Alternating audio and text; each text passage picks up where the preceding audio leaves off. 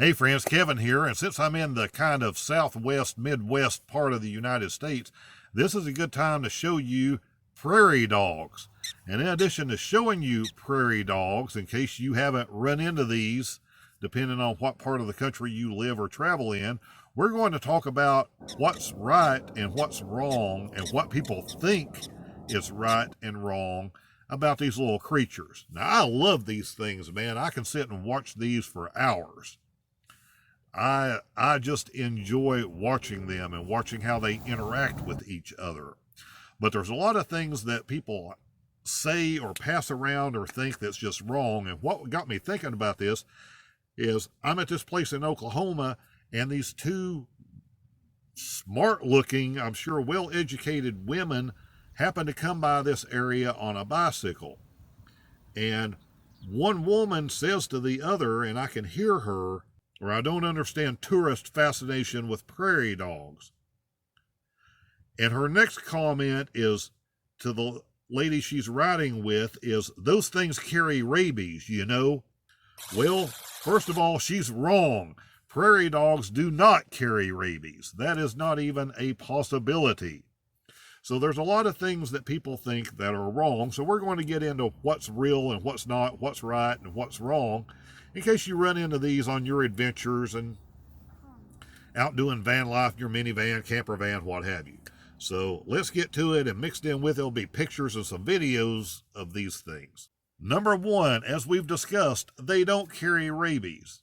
Number two, you probably won't get the plague. But again, that's probably. Now, unfortunately, prairie dogs can have fleas, and fleas can carry diseases. But again, these things are going to be so far out by themselves, even if you're stopping watching these things, you aren't going to become infested with anything. I have sadly been in another place. Where was I at? South Dakota, Wyoming, Devil's Tower, where there are. And I watched some people from Kentucky. You gotta remember, this is my area of the country, my home base, Kentucky, Virginia, Tennessee. So I hate to make fun of these people. But I watched these people pull in with their teenage son, and their teenage son go out and stick his arm down in a hole while mommy's standing there photographing it and thinks it's cute. I have a feeling we're all going to be supporting that young man for many, many years to come. But if this guy had gotten his finger nibbled off by one of these in a national park, I'm sure they all then would have wanted to sue someone. And it would have been someone else's fault. Sometimes you can't fix stupid. Hey, if you're that family with a teenage son that thought it was fine for him to go, even with all the signs up, and you let him stick his arm down in this hole, we don't need you here.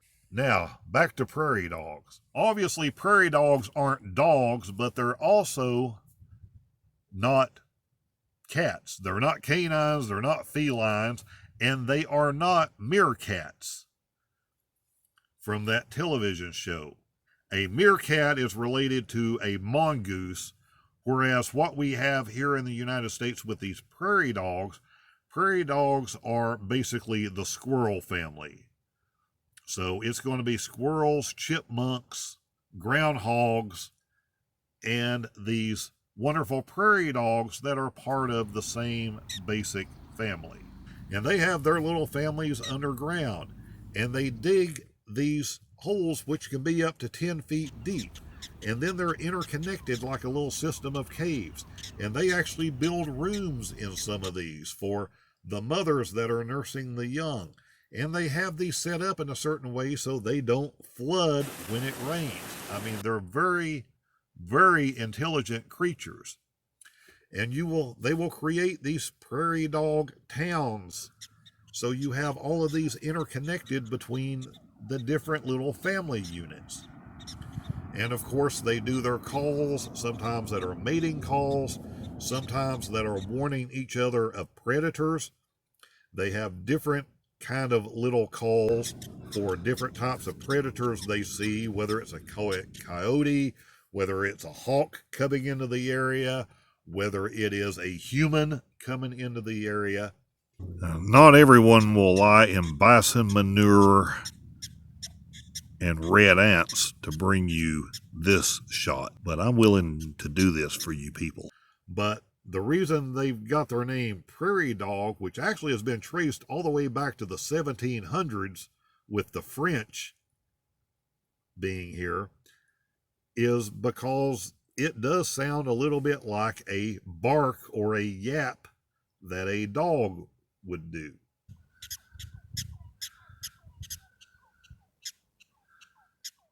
Now, if you're from an area where these are common, you probably don't understand my or anybody else's fascination with these things. But you have to understand, I never saw one of these until I was in my 40s. And I did a good bit of traveling before that around the United States. But I just never was in an area where these things were. Now, I've seen them in Oklahoma, and I've seen them in Texas, and I've seen them in Nevada, barely, and I've seen them in Wyoming and South Dakota. So they are in pretty much these plains states, I guess you would say, or the areas of the states that are plains states. Pretty much you're going to find them west of the Mississippi River, although there are some reports of some of these being east of the Mississippi. I've never seen them, so if you know where any of these are east of the Mississippi, I'd love for you to put that down in the comments. Also, if you live in a state, in an area that has these, I'd love for you to put that down in the comments and let me know where you are that you have these in the area.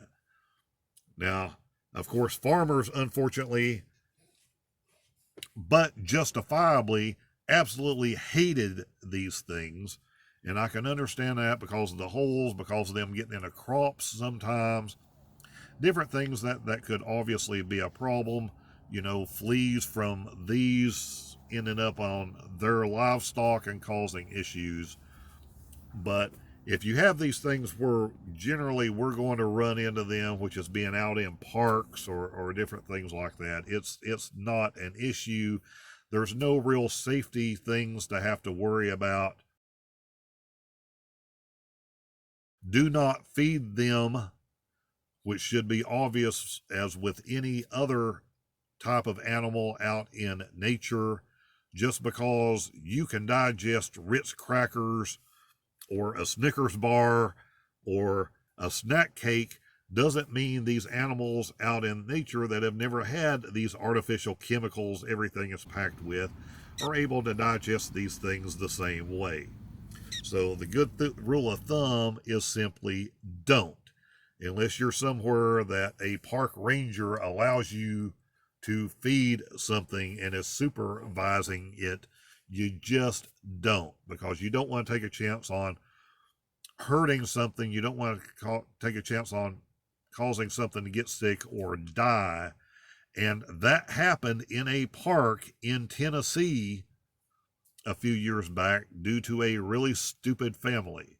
So these things unfortunately do happen, and you know, instinct is, oh, let's see if we can get these to come a little bit closer to us. But it just shouldn't be done. So their diet is basically going to consist of berries and twigs and grasses and seeds and roots, sometimes insects. They are not meat eaters. They're vegetarians or vegans or whatever the difference is. Somebody can explain the difference, all that to me down below in the comment section. But anyway, they don't eat meat. So if there's anything else you know about these little things that I have left out of this basic talk, feel free to put that down in the comment section too.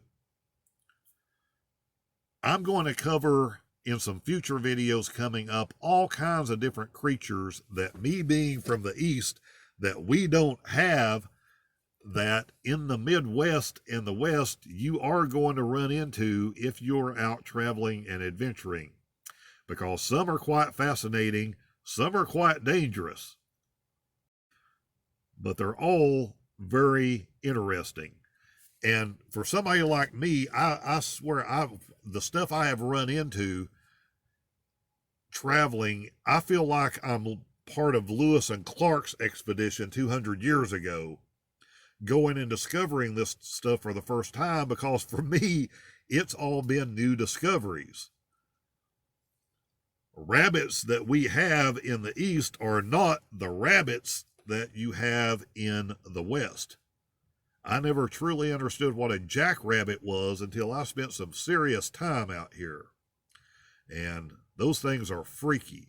But I'm going to cover a lot of different animals coming up in some videos for those of you that haven't encountered them yet. And of course, mixed in with that is going to be the other van life travel stuff, how to do things in your van, how to travel inexpensively in a van, whether it's a minivan or a cargo van, whatever you happen to own. So you can get out and have whatever adventures and whatever exploration it is that enhances your life. Never hesitate to ask questions. Let me know what I can do to help you out, and we'll talk soon.